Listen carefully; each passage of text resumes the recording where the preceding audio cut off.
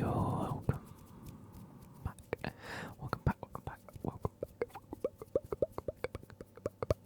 To the AS Clem YouTube channel. Mandem's had a haircut. Pow. Anyway, in today's video, as you can tell from the title and the thumbnail and whatnot, we will be looking at the Spurs transfers and what may or may not happen at Spurs over the next 6 to 7 weeks ish.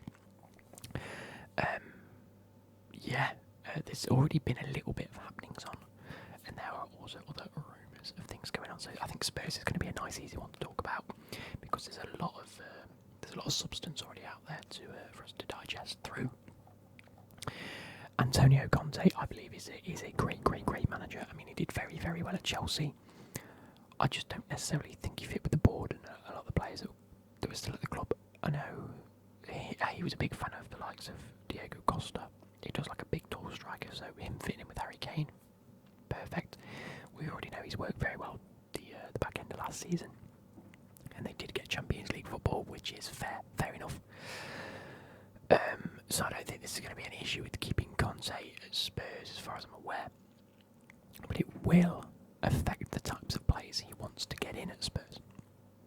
He does have a very sort of specific style of football that they like to play, especially they like to have 3 at the back, wing backs, a nice sort of rigid centre midfield, and then maybe a winger or 2. I think how have they preferred to play? Have they preferred to play with a cam and 2 strikers, or have they preferred to have wingers and then a striker? Because I know that Son and Kane played a lot together. Tottenham previous formations under Conte. There we go. For the mastermind site, Antonio Conte, tactical analysis 3-4-2-1. So yeah, it does look like he has preferred a winger system. From looking at this, so yeah, Lucas on the right, Son on the left, and Kane in the middle, Højbjerg and Skip in the middle, Reguilon and Emerson wing backs, and then Dyer in the middle of Sanchez and Davies. So that's fair enough. That's how he's preferred, and that's what I assumed he would have gone with. So looking at it, what are areas that I think they need to progress or improve in? And I think because of the way that he sets up, definitely we need to be looking at wing backs specifically. I do think, well, I was pointed out by many a comment that, oh my god, why can't I remember Sessegnon is fit really well under Conte, and you know what, I can definitely see that. I can understand why. Fast, agile left wing back that's good with the ball at his feet, can play anywhere on that left side from left wing to left back. So as a left wing back suits him perfectly, and I was told in many comments that Sessegnon will be progressing with Spurs this season, and he looks to solidify a place. So fair play left wing back. Right wing back, they've got Emerson. I'm not sure if he's going to be a stable fit, especially given the fact that they have been rumoured with Jed Spence. Now, a player that Forest would definitely love to have at the football club. But again, if this offer's coming in from Spurs, as a player, I don't think you turn that down, not at this stage in your career. When he's on the up, looks like a great promising wing back. And again, under Conte, he could absolutely thrive in that wing back position. What we do know about Jed Spence himself, he likes to get down the wing, he likes to bomb forward, and he is a very, very capable wing back. I think as a right back, I think he's good. I think he did a very good job in the Championship, but the Premier League is at a different level. But playing as a wing back, I think he could absolutely thrive. So as a first protocol, I think it's definitely where they need to be looking. Emerson did join Spurs for 25.8 million on deadline day in August. He's had a season, however, Atletico Madrid are interested in buying him, as they also tried to sign him from Barcelona last summer, so he could be going out, and if they do manage to get their hands on Jed Spence, it could be a real sort of great transfer for them. Let's have a look at other players that they could potentially look at getting. Players, here we go, position right wing back. What other sort of players they can look for? Serginho Dest is another one. I know he's been linked to a number of clubs this summer. Whether he tries to solidify a place at Barcelona is a little bit out there. If you're a big Barcelona fan, you'll have to let me know what your thoughts are, what the club's thoughts are on that player specifically. But I know his name has been thrown around a fair bit this transfer window. So if he does become available, I think he could be a very good option as a right wing back. Other players up on that list, the likes of like Dumfries at Inter Milan. I think he could be a good one. Obviously 25 or 26 years old. Let's take a look at Dumfries a little bit more, because I think he could also be a player that thrives under... okay, so 3 days ago Chelsea joined Man United in race to sign Denzel Dumfries, but he is looking very expensive. So yeah, Denzel Dumfries currently playing at Inter Milan, went there last year on August 2021 for a fee of £12 million or £12.3 million ish. I think that could be definitely a player that Spurs look at in order to bolster their right wing back options. If they decide to go with someone a little bit younger and think long term with Conte, they may look to bring in a player like Jeremy Frimpong, who's been playing for Bayer Leverkusen last season, had a very, very good, solid season. Just stats wise, Denzel Dumfries got 5 goals and 5 assists in 33 appearances last season, which at right wing back / right back is actually a very good feat. And if we go and look at Frimpong, let's search that now. Bang, here we go. Jeremy Frimpong. He's valued at about 18 million. You probably are going to be looking at a little bit more than that. You're probably going to be looking at around maybe 25 to 30 million pound at right back. He signed from Celtic only just this January, so actually I don't think that's a likely thing to do. No, actually last January, so he's been there a year and a half now. Okay, so maybe that is a little bit more likely. He joined from Celtic to Bayer Leverkusen. He's come through the Man City youth team and academy as well, so he's actually more than likely got some form of homegrown status, especially going to Celtic as well. 20 years of age. 21 years of age. He's December the 10th, the year 2000. Wow. So 21 years old, will be 22 this year. I think as a forward-thinking option that Arteta. Why was I thinking Arsenal? As a forward-thinking sort of move from Conte, if you want someone a little bit younger, definitely look towards Jeremy Frimpong. Now, as a lot of you Spurs fans, because there are a lot of you out there, I understand Eric Dyer has played a lot as a centre-back. Now, I know that now, so thank you for letting me know. And I understand it's actually been quite good for you, so I'm not going to make him a part of the reason that I'm doing this. But also, Spurs need centre-backs. If you look at their squad, we'll go Spurs squad.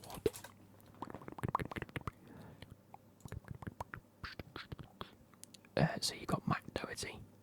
I don't think he's solidified a good place in the team. I think he might need to go back to Wolves, in all honesty. He has some good seasons, but he just hasn't really hit the form.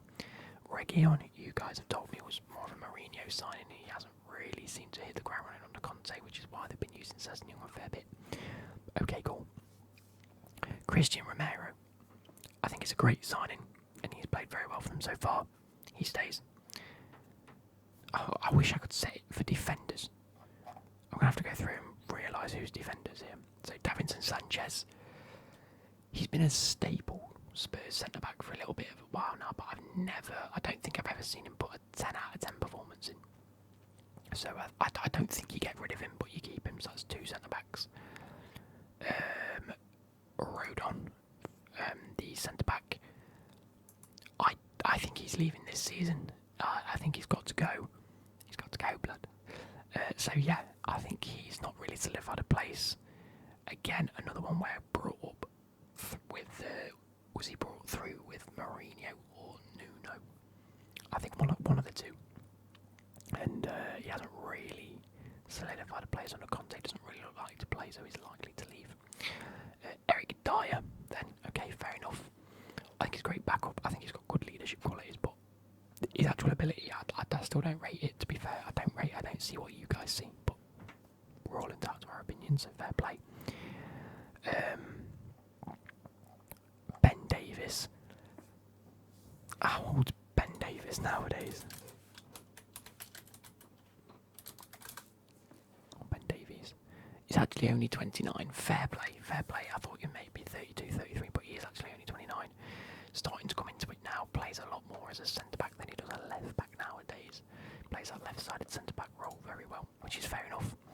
I still don't think you get rid of him.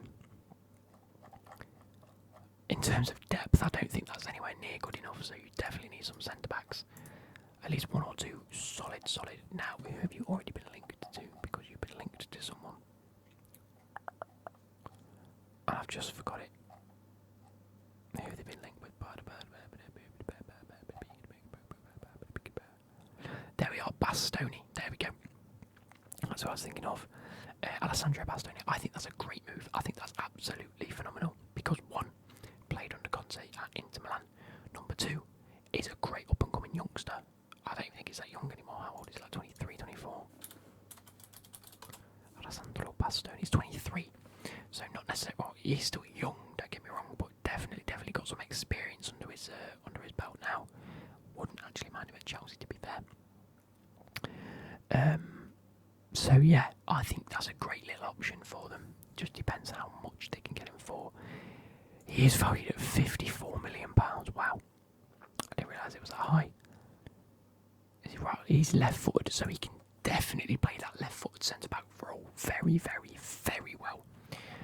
And then the likes of Gleason Bremer. Again, we mentioned him under the Chelsea transfer. I didn't think that was much of a Chelsea transfer.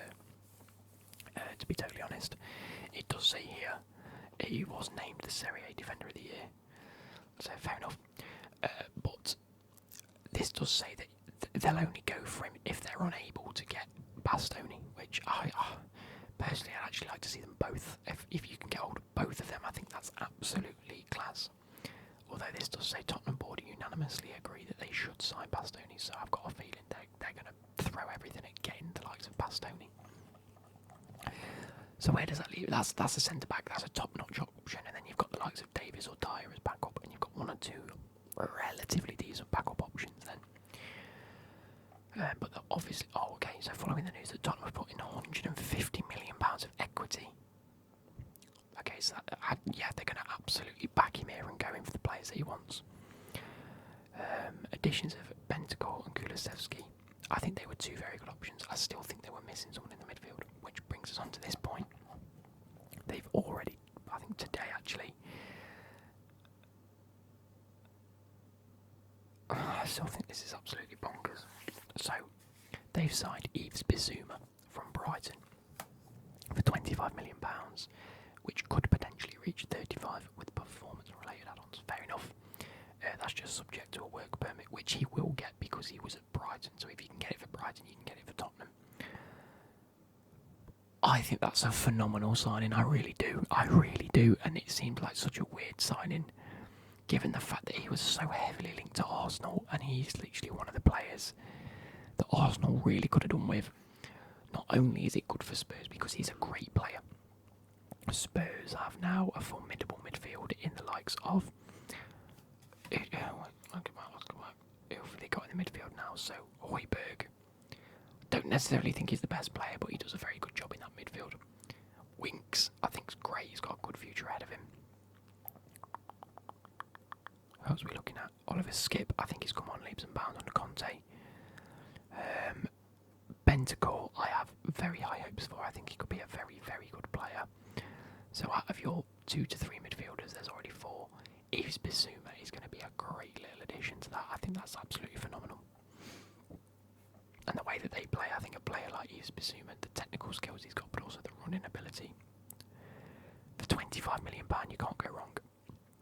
And then there's a whole flip of the coin. So it's the other side of the coin in which they've stolen a player like that away from their closest London rivals, which is Arsenal. Hey, that's a double-edged sword transfer. That is absolutely phenomenal. So fair play. Moving on. We've looked at wing backs. We've given an option or two at centre back. I might just have a look at other centre backs that they could look to get in just as depth. Nothing more than depth, really. Maybe one for the future that's not too great now, but will be good in the nearby future. So let's go through and look. October. They may look to bring in the likes of Guehi from Crystal Palace. I know he's had a great breakthrough season at Crystal Palace after leaving the Chelsea sort of board of players. That's come through the Chelsea Academy or the Cobham Academy. It's been great for Crystal Palace. Maybe that's one that they'll be keeping tabs on for a few years down the line. Other players, let's take a look.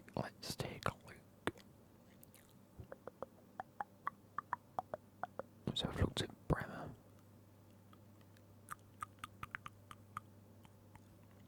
They seem to be going for like Argentinians or Brazilians, things like that. So maybe, or Italians. Maybe that's something to keep hold of.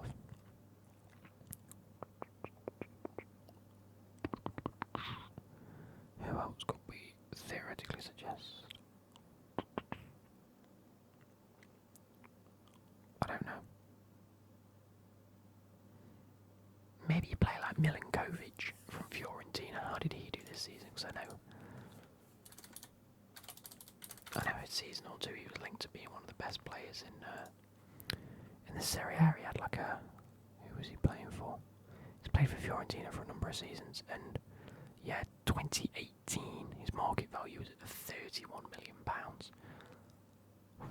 I mean, that's a fair valuation for him. How did he do? So we see his stats.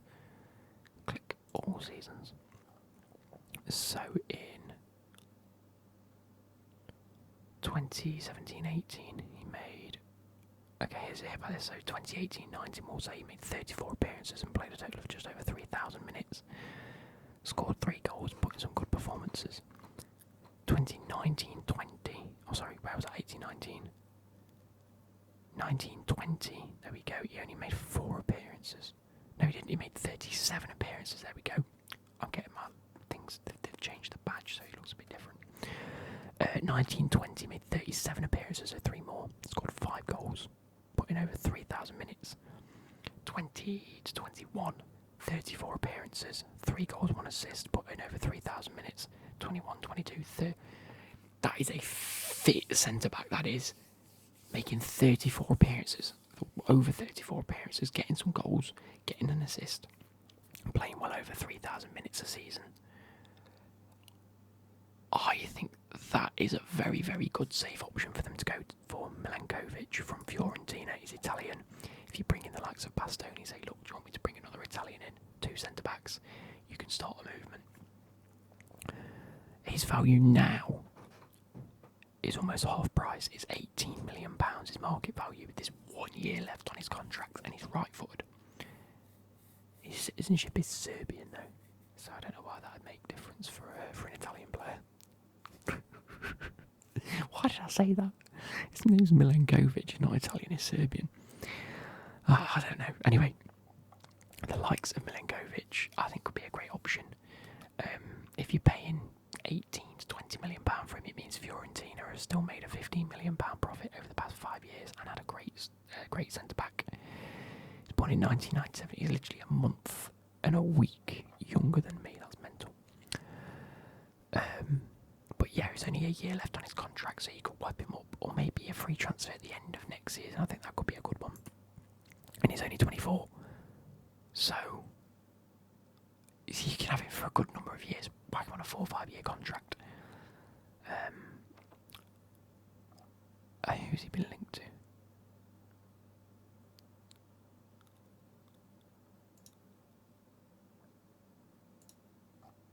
He's been linked to Inter Milan, which it makes sense if they lose Bastoni. Milinkovic could make the move to Inter Milan, which is fair enough, but if I was Spurs, I'd look for both of them.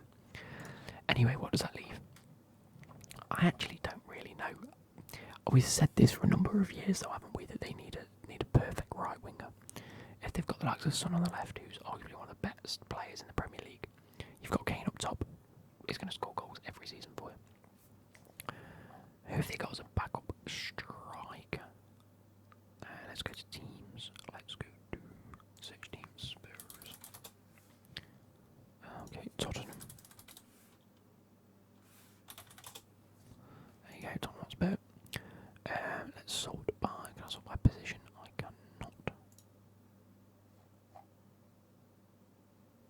So weird. I don't like that. Let's sort by overall. Fuck it.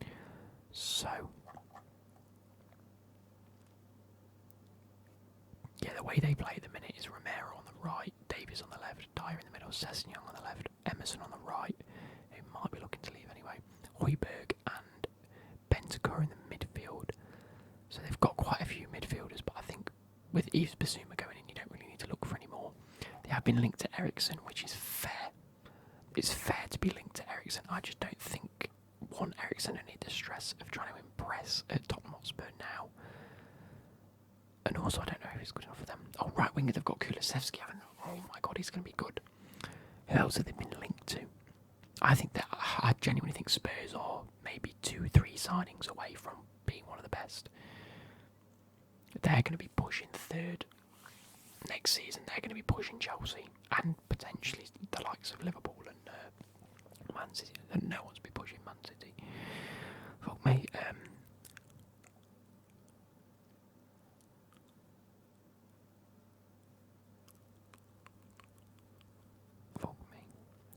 They've been linked to Lautaro Martinez, which is fair because how old's Harry Kane now?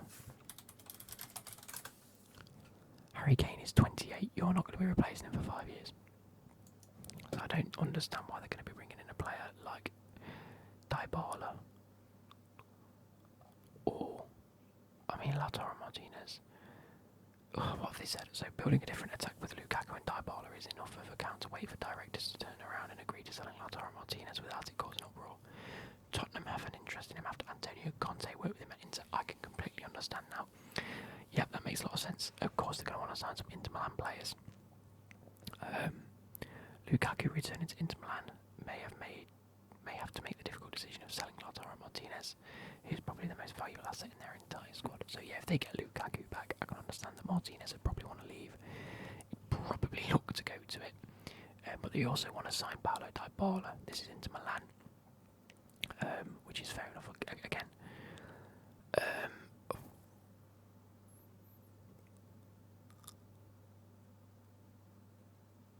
Yeah, I get why they want him. I just don't think he's going to be happy being back up.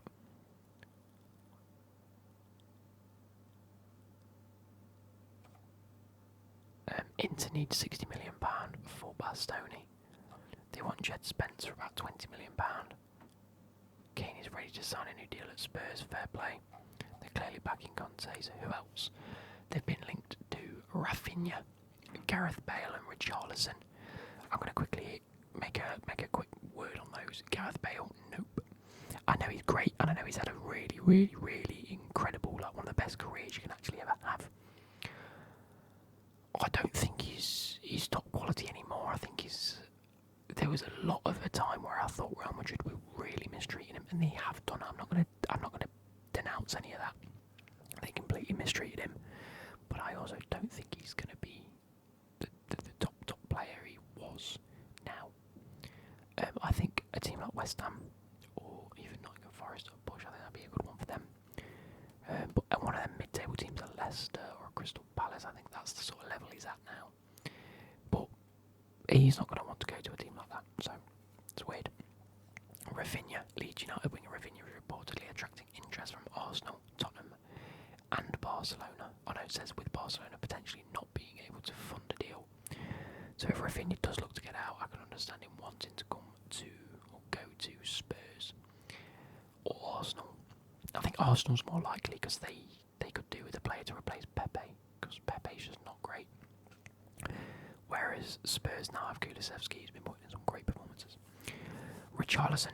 Tottenham now have been given renewed hope of signing Everton forward Richarlison. Everton want more than £50 million. That's a lot of money. Although it does say Tottenham, that's June 3rd, so June the 13th. Oh, sorry, June the 18th, which was today. Fair enough. It's looking likely to be around £50 to £51 million, which is going to be cheaper than Martinez, I suppose. So I can understand that. Inter Milan sporting director has arrived in London for meetings with Tottenham and Chelsea regarding possible transfers. That could be to do with Lautaro Martinez. They're also looking at Ben Godfrey and Anthony Gordon.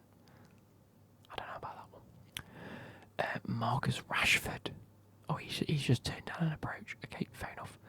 Jesus again, looking likely to go to Arsenal, but I suppose if they're looking to pick another player out of Arsenal's arms, Gabriel Jesus isn't the worst option. Another good right winger, but he said he doesn't want to play backup, and I can see him playing backup to Harry Kane. There's just no way around it. Bastoni and Ericsson we've noted on, Ty Barler and Bremer we've noticed on, but Sterling is considering allowing his contract to run down and leave Man City on a free transfer next summer, rather than joining Tottenham or Arsenal for a fee this year. So it looks like Sterling may be staying at Man City, but I don't think that's a Tottenham transfer at all. So more some odd players that I think. So Milan Skriniar, another one of Inter Milan's centre backs. He's committed his future to Inter Milan as he's outlined his career plan. Fair enough. Philip Kostic. Oh wait. I didn't mention Perisic at left wing back. What am I doing? Sorry, it's the first one I wanted to fucking speak about. Right. Perisic just signed on a free transfer. Is it free? Was it free? I think it was free. Perisic.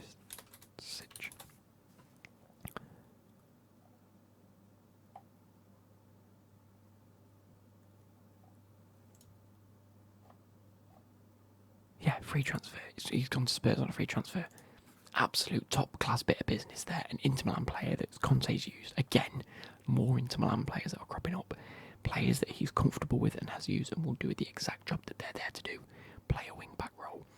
Whazz the ball into the likes of Harry Kane. Score goals. It's going to be great. And on the top of that, he can also score goals. Absolutely perfect. Apologies that I missed that. Why wasn't that in the list of players that they've already signed? That's so weird.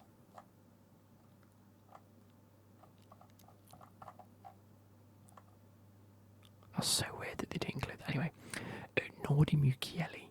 Tottenham are one of a number of clubs keeping an eye on Mukiele, who has already decided to leave RB Leipzig this summer. I actually wouldn't mind him at Chelsea either. I think he can play centre back or right back, and I think that's great versatility from him. Again, could play that right wing back role very well. So I'm just going to quickly Google Mukiele. In fact, I'm going to do it on this screen. See if there's any further sort of news about that. Mukiele, Man United wants him. I'm not sure about that one. I'm not sure if he's a Ten Hag sort of wing back. I mean, potentially I can understand it. And if he wants to go, hey, if Man United wanted me, then definitely. Oh my god. RB Leipzig want £8.5 million from him. That is a steal. That's a steal. Whoever pays that is ridiculous. We'll consider offers of around €10 million.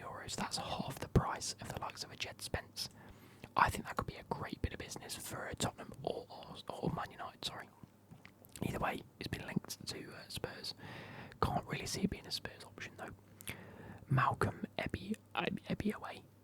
Oh, that's the Derby starlet. Yeah. Centre of void. I can't see that happening. John McGinn. Wow. He's on a short list of transfer targets drawn up by Tottenham. That was May the 19th. Doesn't look like a lot's happening with that. Conrad Lehmer, another sort of player. CDM, is he or is he a wing back? I think he's a CDM, isn't he? Again, another sort of defensive midfielder. However, they have just got Yves Bissouma.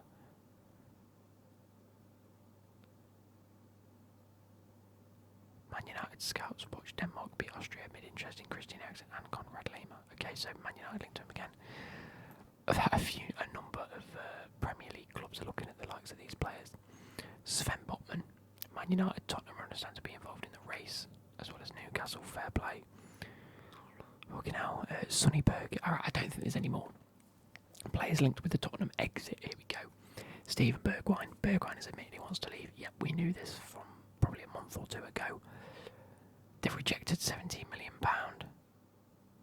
from Ajax. Ajax definitely wants him back. I can understand that. For him, it seems odd that he wants to leave already. I don't know if it's homesickness, I don't know if it's anything else, but I think he could be a great player for Spurs. But then again, you're always going to be behind Son, so hey, fair enough. Harry Kane thought to be leaving, he's not going to leave now. Jack Clark, Sunderland want to he's a youngster, don't care. Harry Winks, Sophia applying a £20 million move for Harry Winks after he was told he would not figure in Antonio Conte's first team plans. Okay, I didn't know that. Fair play. So that's Harry Winks out of the picture. That's why they've gone ahead and signed a player like Yves Bissouma. So I actually think 20 to 25 is fair for Harry Winks. I think that's really fair. Okay, and then last but not least, they've gone and signed Fraser Forster from Southampton on a free transfer. We all knew that one had happened. I saw that one. That for me is just a transfer. It's not good. It's not bad. He's great backup, but it's going to be Laurie's player. Do you know what? I actually think maybe in a year or two's time, Spurs need to be looking at a goalkeeper. I'm not the biggest fan of Laurie's, although he had a good season, didn't he? Yeah, he had a good season, but how old is he now? He's 35. Oh, they may be needing to look. He only conceded 40 goals in 38 appearances last season, had 16 clean sheets. They've had him for 10 years. He's coming up to his 10th year. 2022 to 23 would be his 10th season. So you know what? Keep him for his 10th season, and then they need to look at improving. They need to go and get a top tier goalkeeper. A player, if they want to keep it on the French theme, could go for a player like Lafont or Maignan at AC Milan. At Nantes and AC Milan, respectively. That's Lafont and Maignan. I can't see who else they'd really go for. Truthfully, who's top tier that can play as a Spurs goalkeeper? Let's think about this. Oh, Italian, Maignan. Okay, who's the Inter Milan goalkeeper? Handanovic getting a bit old now as well. Let's have a look at just players in general. Let's go for goalkeeper. We're looking like good enough now, but also one for the future. So again, Maignan's up there, only 25 years old. Who else? Diogo Costa, who plays at Porto. He's putting in some great performances and also has really good potential and good future ahead of him. Luis Maximiano plays for Granada, the Portuguese. He's only 22, could be good in the future. Like I said, Lafont's on here, 22 years old and valued at around 23 to 25 million. Let's go and just double check that price. I think that could be a great little transfer for Spurs next season, the end of this season. Valued at around 15 million now, so yeah, about 20 to 25 I think they need to pay. But yeah, he went last season. Oh no, sorry. So alright, okay. So 1920 he was loaned to Nantes. Then Nantes sent him back 2021.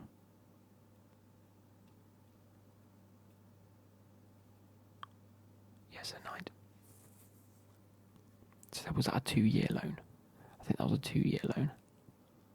Yeah, he had a 2-year loan because he's at the start of 2019 and he went back in 2021, so that's a 2-year loan. They then purchased him for 6.7 million 1 year ago. So maybe stay there for a little bit more. And then, so 38 appearances, conceded 48 and had 8 clean sheets. Maybe not incredible then. But he played every minute and he was in every starting 11, so fair play. How's he looking in terms of the French? He's made 1 appearance, he's made 1 international appearance. It's not the best, so like I say, yeah, maybe give him another year and in the future look towards getting him. What did I want to look at? I can't quite remember. Right forward French. I mean, he fits the bill, doesn't he? And I think it could be a great little option. So, that's my Spurs sort of transfers. Obviously, the likelihood of anyone else coming in, I'm not entirely sure, really. Definitely a centre-back. It's looking more likely that Bastoni will be the guy that settles in and gets transferred and settles in. They're really going to be pushing for a player like Bastoni. If not, it is going to be the likes of Bremer. But I think that Bastoni transfer could be very, very good, especially given Conte and the Inter Milan links. So, hope you guys have enjoyed this. This, for me, this one was a bit more, like I say, it was an easier one because there was a lot to talk about. But there's already quite a lot in the works, which is why I wanted to get it out now. So I'm not just recapping what Spurs have done. I did that for half of this episode with the likes of Fraser Forster, Perisic and Yves Bissouma. I think they're 3 great transfers. I'd have done them myself. But the other ones that are likely to come in, definitely Bastoni. So I hope you guys have enjoyed